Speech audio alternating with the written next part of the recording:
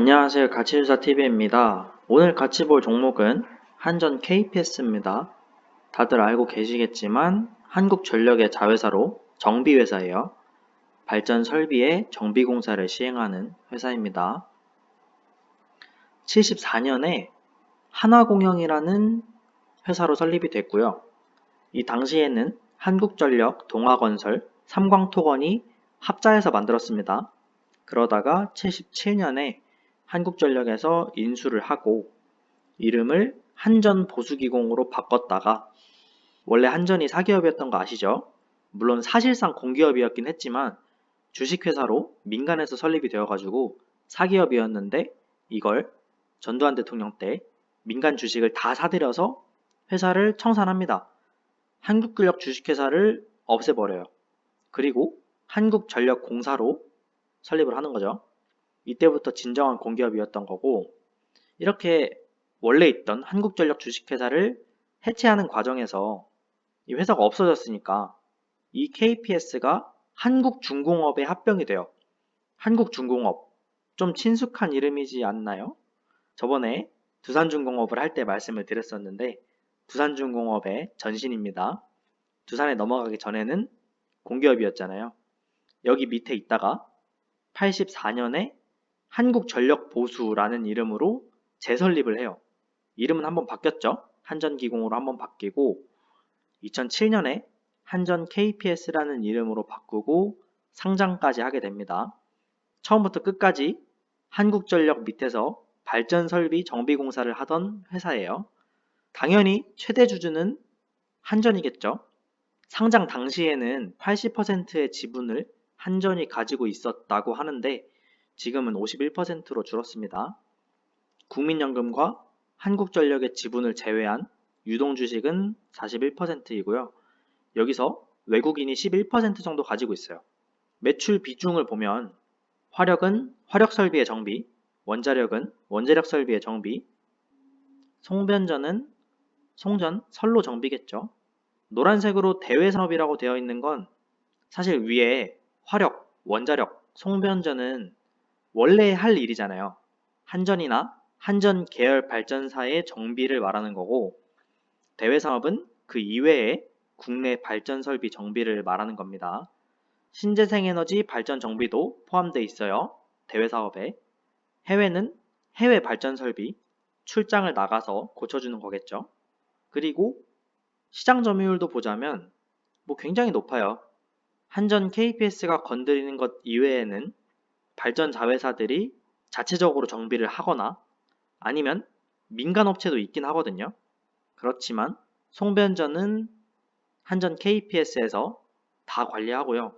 원자력과 양수는 70% 이상 하고 있고 민간 업체 쪽으로 점유율을 좀 옮기겠다. 이런 말이 예전부터 나오고 있어요. 실제로 점유율도 많이 줄어들었고요.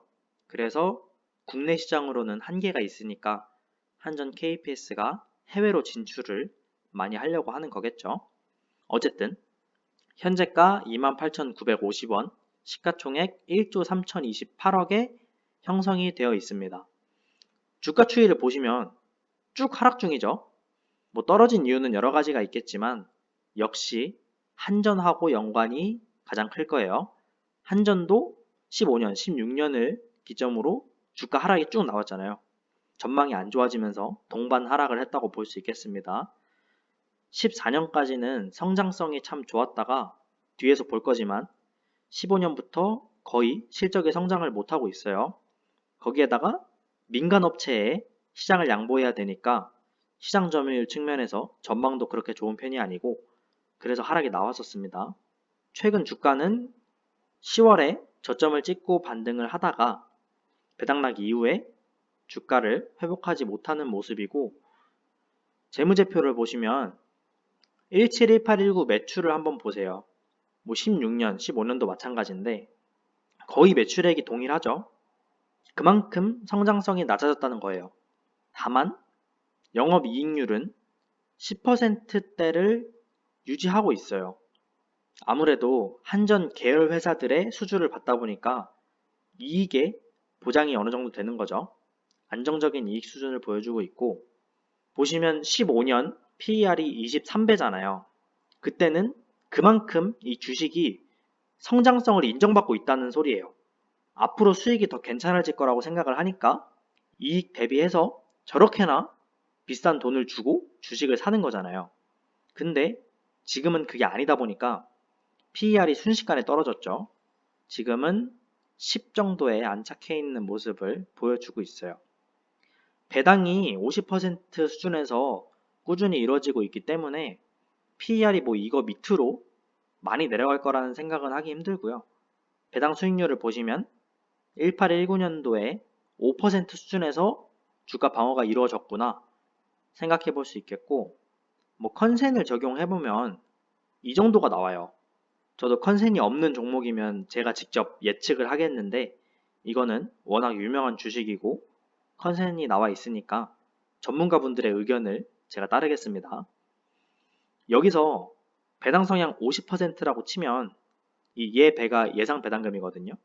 주가의 5% 수준에서 주가 방어가 이루어진다고 생각을 해보면 주가 방어선이 20년 실적 기준으로 26,220원, 21년 실적 기준으로는 33,660원이 나올 수 있어요. 주가 방어선이 될 수 있고, 차트로 보여드리자면은 저 빨간 선이 20년 주가 방어선이 될 수 있겠고, 저 위에 초록색 선이 21년 기준 주가 방어선입니다. 안정적인 공기업이기 때문에 배당 수요가 많이 들어와요. 안전한 주식을 선호하시는 분들이 주가 방어를 어느 정도 해주시지 않을까 생각을 합니다. 올해 11월경에는 저 33,600원 선까지는 올라가지 않을까 생각을 하고 있어요. 물론 실제 실적이 제가 참고했던 컨센에서 크게 벗어나지 않는다는 가정이 필요하겠죠. 5% 주가 방어선이 저쯤이니까 지금 사면 16%의 수익을 볼 수 있거든요. 근데 제가 5% 배당 수익률을 가정을 했잖아요. 20년에도 보시면 저 빨간 선보다 위에서 거래가 됐거든요. 20년에 배당락 전날에 31,200원에서 거래가 됐으니까 이게 배당 수익률이 4%대 초반에서 거래가 된 거예요. 그 정도 선을 주가 방어선으로 생각을 한다면 4.3%를 적용했을 때 저 초록색 선이 39,000원까지 올라갑니다. 39,000원이면 34.7% 수익이에요. 그 정도 올라간다면 이번 코로나로 하락한 부분을 다 메꾼다는 소리겠죠. 어쨌든 투자를 할 거면 이 정도 선을 보고 투자를 하면 좋겠다는 의견입니다. 뭐 이만큼 올라갈 거니까 사세요 이런 의견이 절대 아니라요. 이 정도 선까지 기대는 해볼 수 있겠다 이런 의미입니다. 이 한전 KPS가 이렇게 하락을 했잖아요. 저 때는 제가 방금 말씀드렸다시피 PER이 23으로 되게 고평가가 되고 있었어요. 그때 당시에는 고평가가 아니었을 수 있겠죠. 그때는 지금처럼 실적이 나올 줄 몰랐겠죠. 저 때는 성장성이 인정을 받고 있었으니까.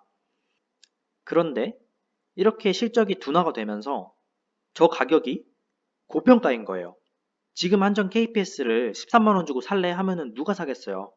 이익이 어느 정도 이제 고정돼서 나오고 있고 이 정도 수준에서 이 정도 거래가 되고 내년에는 어느 정도 올라갈 거다 다 예측이 되는 상황에서 저 가격은 말이 안 되는 가격이었던 거죠. 저 당시에는 고평가였어요. 그래서 주가가 쭉 내려오는 거예요. 주가가 쭉 내려오다가 19년을 기점으로 주가가 횡보를 하고 있죠. 물론 좀 떨어지긴 했지만 횡보를 하고 있어요. 그리고 현재 수준에서 배당으로 인한 주가 방어도 나올 거고, 그리고 이익도 제가 성장성이 낮다고 하긴 했지만 어느 정도 성장을 할 거란 말이에요. 그러면 이 가격에서 이제 반등이 나오지 않을까. 이전에는 실적 대비 좀 고평가를 받았었다면 이제는 실적대로 평가를 받아서 실적이 그래도 조금씩 상승은 하니까 주가도 같이 따라서 조금씩 올라가는 그런 그림이 나오지 않을까 라고 생각을 하고 있어요. 그래서 제가 맨 앞에 고평가 끝 주가 반등 기대라고 써놨던 이유가 제가 그렇게 생각하기 때문에 써놓은 거고, 뭐 한전 KPS는 여기까지 보고요. 내일 다시 돌아오겠습니다. 혹시 한전 KPS에 관해서 제가 소개하지 않은 내용이 많을 거예요. 그리고 제가 알지 못하는 정보들도 많을 거고, 그런 것들을 혹시 알고 계신다면 댓글로 공유를 해주셨으면 좋겠습니다. 그러면서 저도 공부를 하고 뭐 몇 명 안 되지만 저희 구독자분들, 시청자분들한테도 추가적인 정보나 아니면 제가 잘못 말했던 것들을 좀 알려줄 수 있는 기회가 될 거니까요. 이번이 2021년 첫 번째 주식 주간이었죠. 한 주간 투자 수고하셨고, 다음 주를 보지 말고 다음 달, 내년을 보면서 투자를 해보자고요. 감사합니다.